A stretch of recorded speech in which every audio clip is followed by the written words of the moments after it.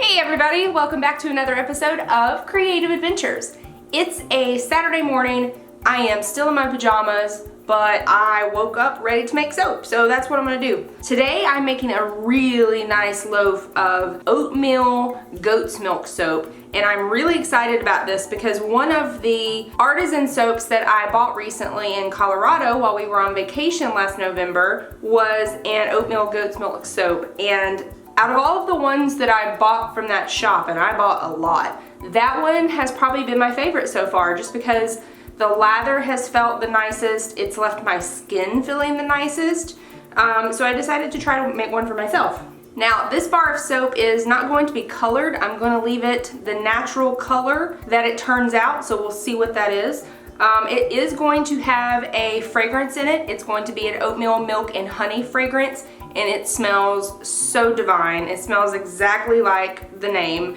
It's wonderful. So I'm using a combination of 6 oils today: coconut, olive oil, palm oil, avocado oil, castor oil, and rice bran oil. So this should be a good, fairly slow moving recipe. It's gonna have a high percentage of olive oil in it because I really liked how my last recipe turned out. I don't need it to be slow moving because I'm not doing any swirls or anything. So I'll probably mix this one to maybe a medium trace. I haven't decided if I want to do a spoon texture on top or not, so we'll see. I'll figure that out as I get there. And then this is actually my already mixed up and frozen milk. So just like when I made the wine soap, I have pre-frozen my goat's milk. Now, I bought my goat's milk as in powdered form. I got it from Wholesale Supplies Plus. I went ahead and measured out my distilled water for this recipe, whisked my goat's milk powder into that water and dissolved it, and then put it in these ice cubes last night and popped them in the freezer so they're frozen solid today. So this is my water and milk mixture that my lye is going to go into.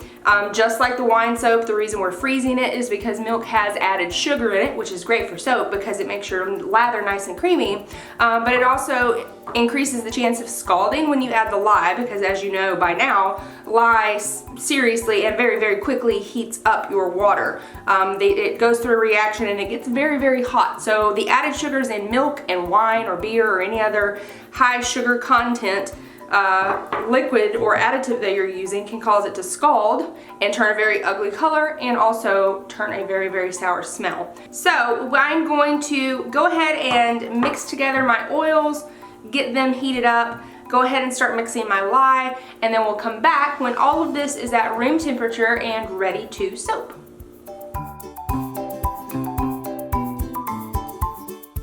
Alright, I've got all of my oils melted down here, and they've also cooled off quite a bit. We're at 103 degrees. I was gonna let this get down a little lower, like 85, but then I realized I think I do want to do a spooned top on this loaf, which means I need to get it to like a medium trace anyway. So it's okay if this recipe moves a little quicker, because remember, the warmer your temperatures are when you actually start soaping, mixing these two things together, the quicker it's going to reach trace. If you want it to move slower so that you can do swirls and whatnot, you want your temperatures to be lower, closer to room temperature. And here we have our goat's milk and lye mixture.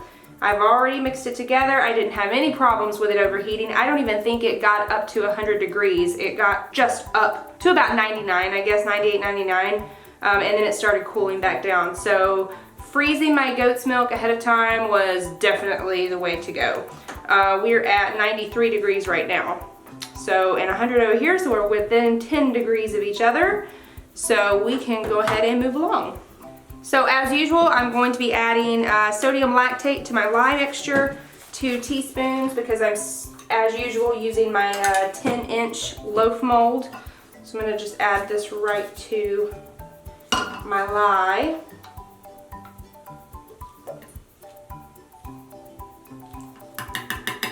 Okay. Put that off to the side. I don't need that anymore. Get that mixed in. And in this little bowl I have my fragrance oil, a couple of ounces of that, and then 1 ounce of vanilla color stabilizer. It's only got a tiny amount of vanillin in this fragrance. It's 1%, so I'm hoping it doesn't discolor too much. And I did decide to go ahead and add some white, some titanium dioxide to my oils just to kind of make sure it evens out any discoloration a little bit. So, and it'll make it a more opaque bar.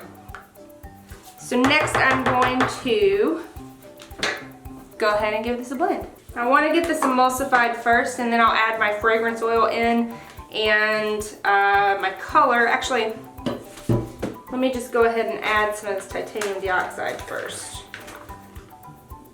And I'm just going to add it right to my oils today. Being lazy, I know.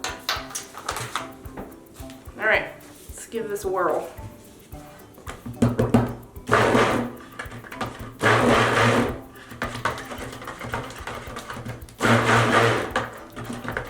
Add a little bit more. It's not quite as opaque as I wanted.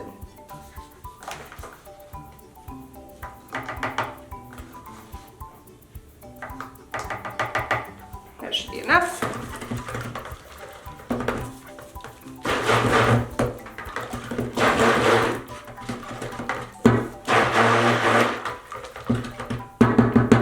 I like that. That's a nice creamy whitish color. Just one last stir.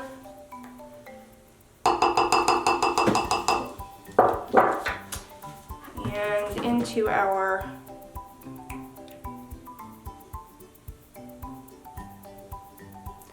oils we go.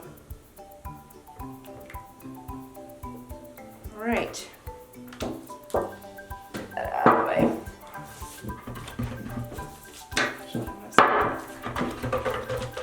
All right, let's get this emulsified and then we'll add our fragrance oil. Okay, fragrance oil going in.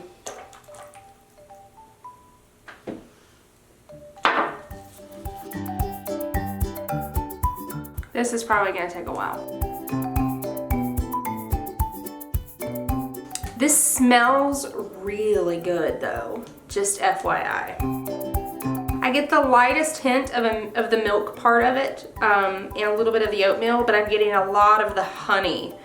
And it just reminds me of, I mean, it smells like a really gentle soap. It just smells like it's going to feel really, really good on my skin.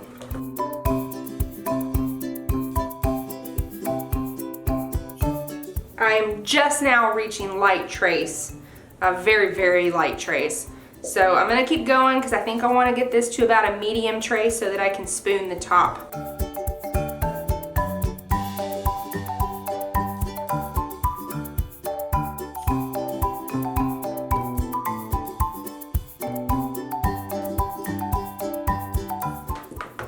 I'm getting there, slowly but surely.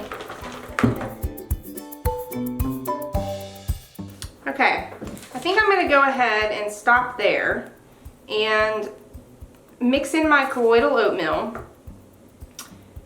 because it will continue to set up a little bit. And what I may do is just let it sit in the mold for a little bit until it gets thick enough that I can spoon the top, because we're at a pretty good medium trace, I'd say. Okay, so the next thing I'm gonna do is mix in another one of these fantastic ingredients. Colloidal oatmeal. So I'm gonna put about half this bag in there, about an ounce. I am gonna weigh it.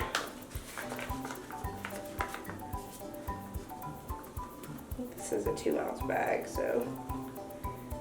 And colloidal oatmeal is just very, very finely, super finely ground oats.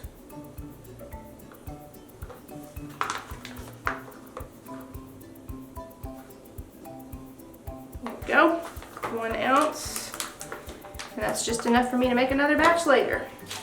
Let me see if I can just mix this in with my spatula. Actually, it's kind of lumpy, so I'm glad I stopped with the blender when I did, because I'm going to need to use it again to get this mixed in. Definitely a little lumpy, so let me run my stick blender through it one more time.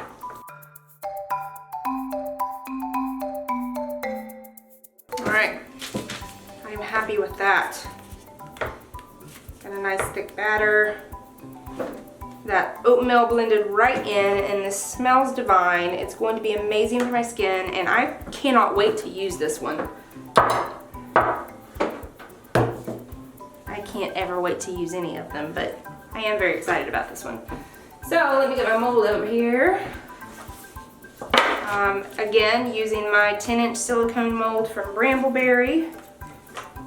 And I'm just gonna pour this right in. Nothing special here.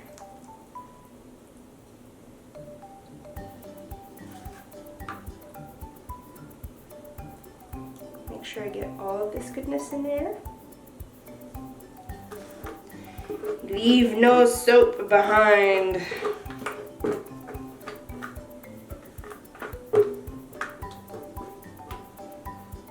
I'm really excited that I did not get any scorching. And I'm really excited that so far this white looks really nice. It looks very nice and creamy. Guess we'll see tomorrow if it discolors a lot. Tap that down just to kind of even it out a little bit. I made a little more soap than normal this time. Just because I was trying to get a good ratio of oils in. But that's okay, because we're going to spoon the top of this and I think it will still look cool.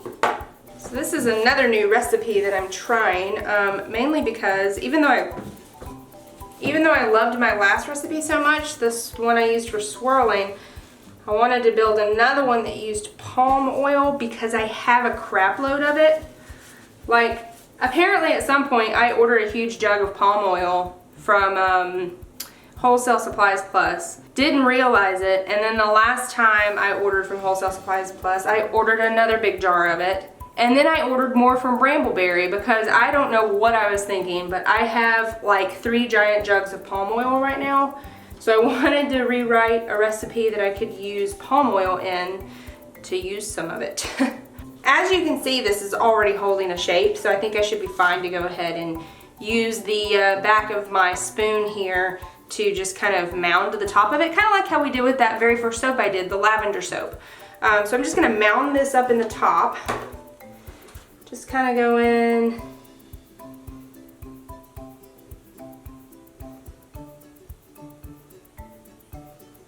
Just giving it some texture.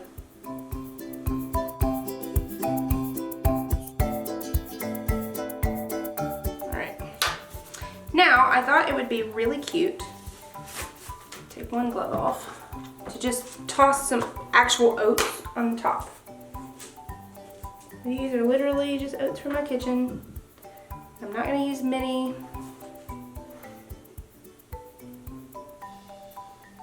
Just enough on that little peak right there, kind of like we did again with the lavender soap, but with that one we did lavender buds.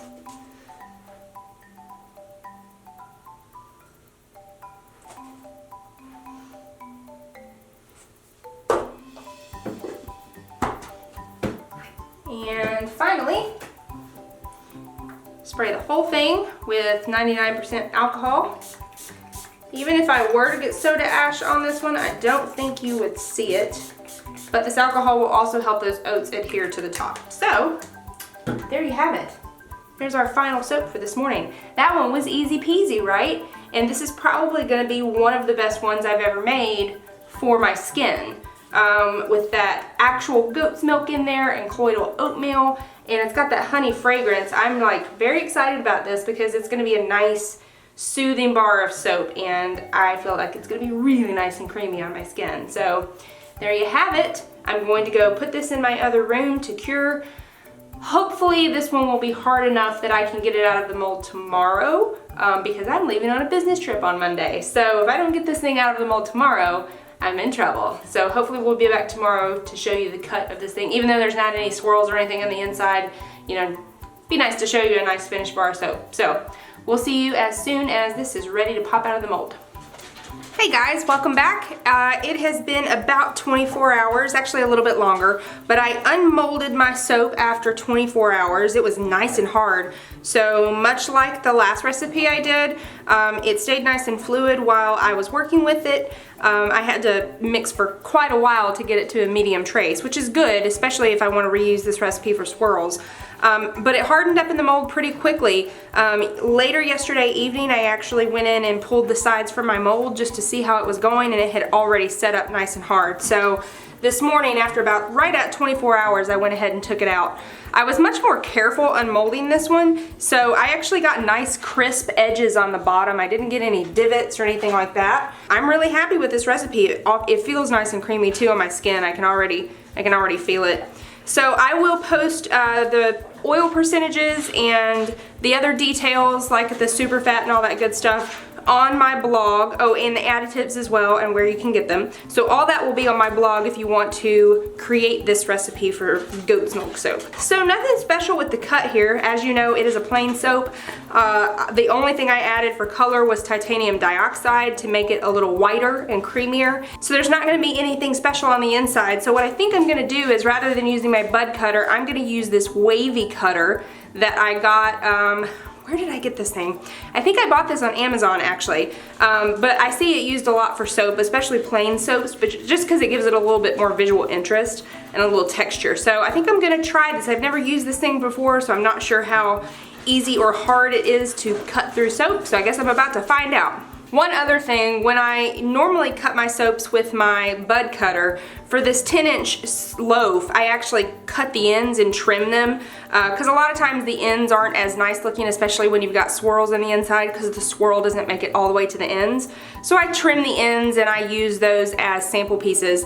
But these ends, because there's not any swirls in them, these ends are nice and smooth. I didn't get any divots when I unmolded it. So I'm going to cut this loaf into 10 even bars. So I've got a little ruler over here so that I can measure each bar to get them about the same size. What I may actually do is go get a knife and score this where I want to cut, and then I'll go through and cut with my wave cutter.